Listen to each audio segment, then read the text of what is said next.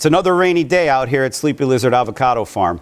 And when your hobbies are bass fishing and mountain biking, a rainy day doesn't leave you many options.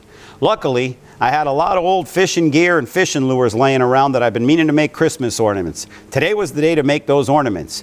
If you want to make some yourself, watch this video and learn how to turn garbage into treasure. But before we get started, there's a few things I need, because you can't make Christmas ornaments without Christmas magic. So let's use some Christmas magic and bring on some elves. The next thing we need is hot chocolate.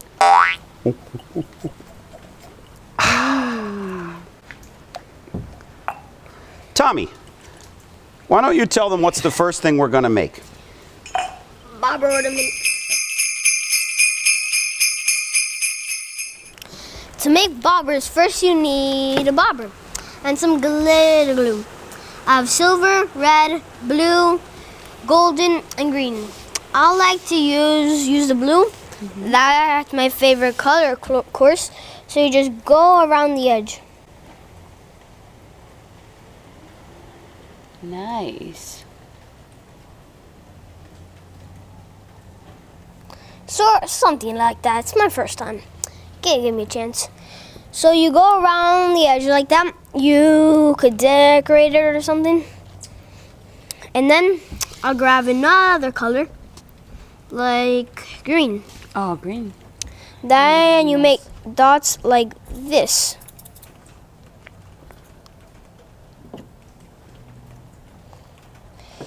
You make dots around it. Oh, that looks pretty. Something like that to that effect. So for the last finishing touch, some glitter. And there's a bobber ornament. Fish with it, put it on your tree, whatever you want to do. There's a ornament.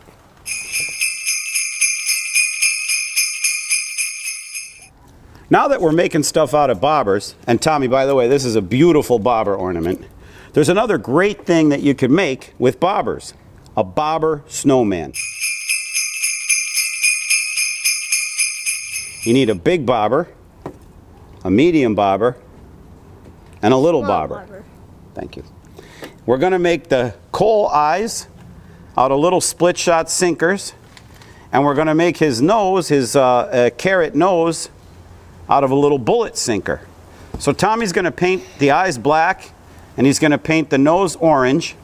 And the nice thing about bobbers is they already come with their own top hat. Tommy's going to paint that black also. Now there's one other step you need to do to make bobber snowmen. So that we could glue them one on top of the other, you need to get rid of this little button. So once you go around the edges with a saw, you just grab a pliers and it's kind of easy to pop the whole works out. And now you have a nice flush area to glue the second snowball. Let's see what Tommy's working on over here. What do you got going on, buddy? Well, me and my mom are finished painting the noses. We got a little extra, maybe if we make a few mistakes. That's fine. And then what are you going to do with these little split shots? I'm going to paint them black to make them the eyes. I love it. For the final part of this bobber snowman, I recommend you choose your elf who has the steadiest hand. Put your bobber in a vise, put a little dab of crazy glue on the eyes and the nose, hold them in place until they dry, and you'll have yourself a completed snowman head. Let's put the finishing touches on our snowman. So we're going to use a little bit of crazy glue because we realized the Gorilla Glue, when it dries, of course, it sends that yellow, as they call it, gorilla snot everywhere. Flip that over, sweetie. Okay. Put a little bit of glue down here. And then while I hold the snowman steady, now he's going to put his head on. We got to hold him a little bit to dry.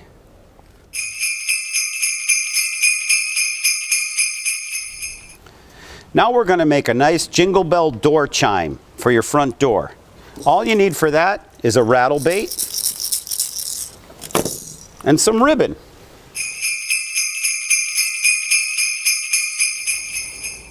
This one's very easy. Just take a few lengths of ribbon and tie them onto your rattle bait. Right over left, left over right. And now you have a festive and a little bit dangerous jingle bell to let you know whenever someone comes in your door.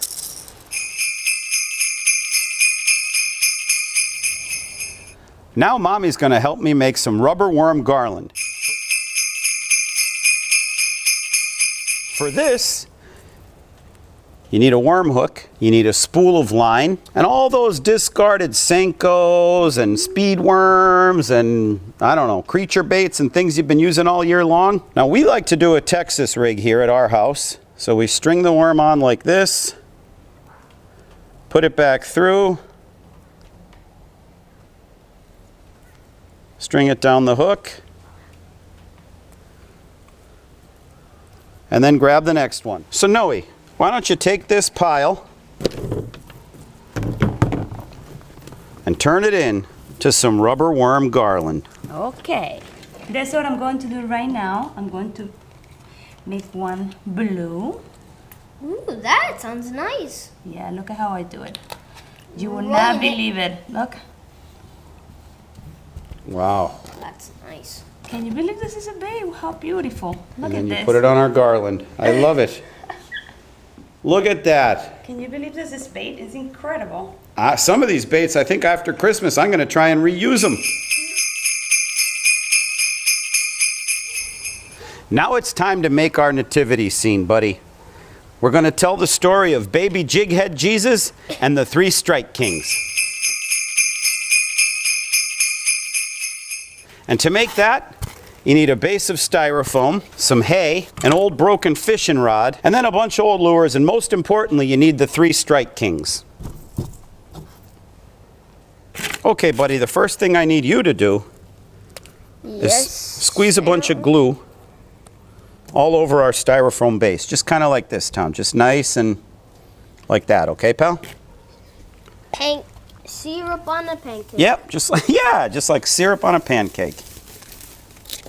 Syrup on a pancake.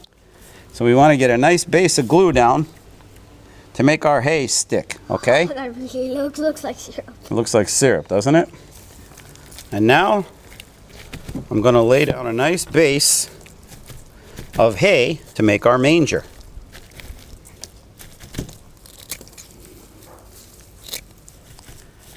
Now after we get the hay down, we got to go around the edge and cut the excess. A lot of stuff to clean up. The next thing we need to do is make our manger. So we're going to cut this broken fishing pole to get the support poles for the manger. Can you get that, buddy? Okay, there's 2. Here comes 3 and 4. Once you have your cuts, you need to pull the eyes off. Now that I think of it, it doesn't hurt to have a little bit of the support from the eye still there.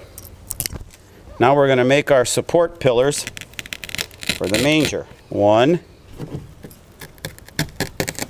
2, 3, like this, bud, okay? All right, Tom, so now we want to put the roof on our manger. So we get our hay, and we go like this, and I need you to hold it just like this, pal. Don't push extra, just hold it down here. Look, your hands down here and down here, okay? Got it. I'm going to go around it with this fishing line just to get this hay under control. So I use some 6-pound test line to tie down the top of our manger. Now I'm going to trim the edges. Just get that out of your way. Thank you. The next thing we need is a little crib for the baby jighead. The plastic top to a Rapala lure makes the perfect crib. Now we don't want our baby jighead just laying on hard plastic. And I'm sure everyone has some old tangled up bunches of braided line and monofilament. Take that and line your little bassinet, and then we'll lay our baby jighead in it like this. And there we have our little baby jighead, and let's put him in the manger.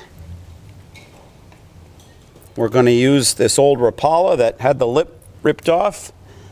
We'll stick that in there. That could be our Mary. Then we have this horny toad on a nice little hook. We could stick that in there for our Joseph. Now, so that the three strike kings know where to go, we need to have our North Star. So I'm going to use an old spinnerbait. And when I say old, this thing's older than you. It's probably as old as me. I got it from your grandpa. Yeah. Now, I should probably cut it open and just use the blade, but I don't want to do that because I want to fish with this after the holidays. Don't lose the antique lure. Our North Star attracted the three strike kings, and every manger scene needs a little couple of farm animals. This guy could, or he could represent a cow, and this little guy can represent a sheep. And there we have our discarded lure nativity scene.